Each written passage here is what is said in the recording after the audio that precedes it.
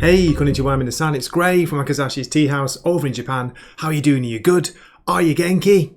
Are you ready for some Conan action? Because I tell you what, I've missed this. And you know what I did? I actually missed issue 6, which came out, I believe, at the beginning of January. So yeah, totally missed that. I've caught up in the meantime. I don't have a review, unfortunately, but I want to dive in with a review of this. It's issue 7 of Conan the Barbarian, written by Grim Jim Zub. It's got art by the wonderful Doug Braithwaite and colours by Diego Rodriguez. After adventures on the high seas, Conan returns to shore to find himself haunted by his memories of Belid, captain of the Tigris, of course, and queen of the Black Coast.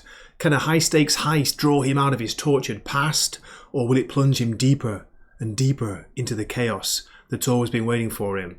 Well, I'll tell you what, that's a synopsis on League of Comic Book Geeks, but I don't think this matches what's in the issue. So let me give you my synopsis. Here we go, and please excuse me while I read from my little notebook here.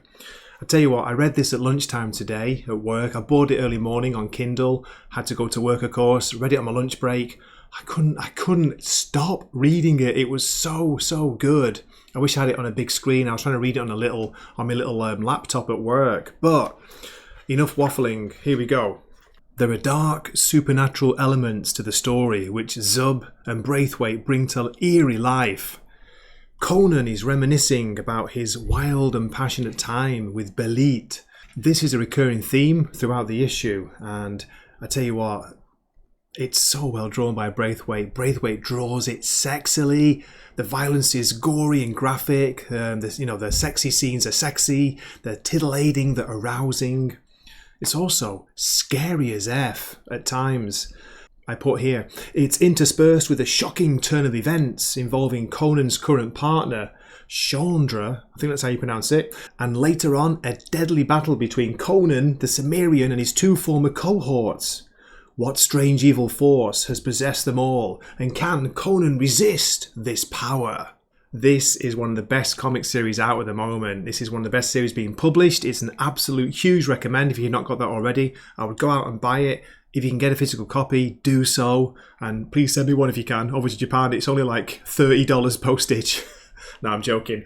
I wish I could get physical. Maybe I can, and maybe I'm going to pick up a trade because I want to get this in my hands. There we go. So what I'll do is I'll go through the story. I'm not going to spoil too much, just going to give you some of the pages, the interior art of course, and talk about some of the plot points. So as always, please keep watching, and here we go. Okay, here's a recap from inside the comic book. After stealing the stone known as Tarim's Touch from the Temple of Bel, Conan of Cimmeria and the thieving glory hounds were beset by violent spectres. Facing impossible odds, Conan and his crew were forced to flee, running directly toward the waiting swords of the temple guards. After mercilessly dispatching the foemen, Conan faced the spectres once again, yet this time they did not attack, instead issuing cryptic words to the Cimmerian before vanishing into thin air. Coin in hand, Conan headed deep into Shadizar to spend his ill-gotten gains, indulging in drink and pleasure of the flesh with his ally, Chaundra.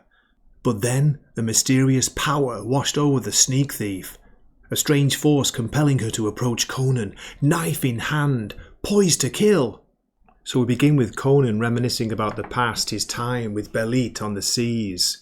There's some great writing in here, some really good lines. I want to read a little bit from it. But basically, Belid's asking, do these things not please you? Are they not beautiful as I am? Look at that treasure chest there, just full of wonders. But are the treasures as wonderful as she? Conan replies carefully, they are fine objects crafted to impress, but carry none of your style or spirit. Belid tells him a different answer may have cost him his life as she launches at him, swinging a knife. Look at Conan's face there in the middle panel, it's awesome. What's the matter, my lion? Do you not trust me? And then here are some of the lines which really caught my attention. Listen to this.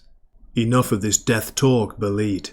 It ill becomes one who burns with such life to pray for cold completion of the journey. And then she replies with, we shall live this life full-throated and fearless. I'll tell you what, I wish I was living my life full-throated and fearless. Then we get this awesome title page, Thrice Marked for Death, Part 3, Haunted. And look at this. This is the present. Conan's been stabbed in the back.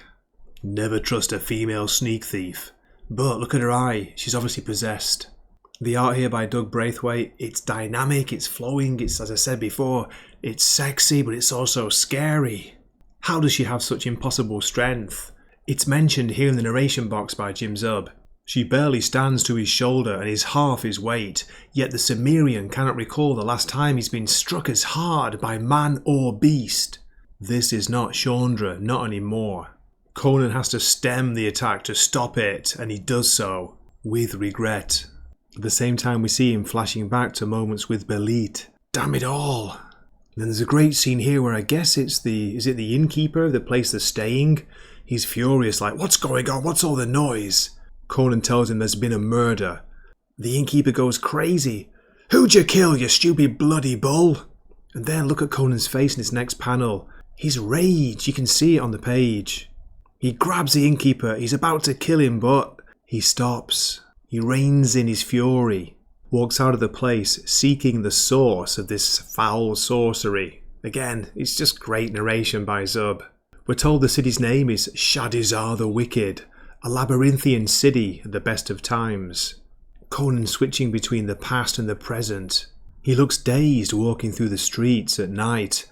Then he finds something familiar, the symbol of the Glory Hounds. It marks a hidden entrance to the place where they met before to plan the heist in the previous issues. But there's something sinister, something unnatural, there's blood on the floor. Conan can feel it's wrong. Crom's devils! What's inside? Okay, I know, I apologise, I'm sorry to do this to you, but I've got to stop the story summary here, not to spoil the next 12 pages, because there are 12 more pages of story and it just goes from strength to strength. Well, there we go. How good was that? Seriously, did you enjoy it? I tell you what, I'm going to give that a Wakizashi 9.5 out of 10. Yeah, I know it's a high score, but I absolutely love this issue. I was totally pulled in, lost in the story. I couldn't wait to get to the end, and it made me want to get the next issue right away, which I'm going to have to wait for now. Wait a month. But anyway, calm down, Gray. Let me tell you about something else which is really exciting and something else to look forward to. Check this out here. The Savage Sword of Conan, coming in February 2024. Titan Comics, of course, Titan Books are releasing this. It's going to be an oversized style, like a magazine style, I think. I wish I could get physical, but it looks like, as usual, I'm going to have to settle for digital. But I will be picking up the first issue. I can't wait to read it, see what it's like. And yeah, I will hopefully drop a review on this channel for you. So yes, do let me know in the comments, are you reading the Conan series, the main one? Are you enjoying it as much as me? Are you looking forward to this, the Savage Sword of Conan as well? So yeah, I'd love to hear from you as always. This has been Gray from Wakizashi's Teahouse, and remember, if there's a Wakizashi in the Teahouse, you know something ain't right. Matane.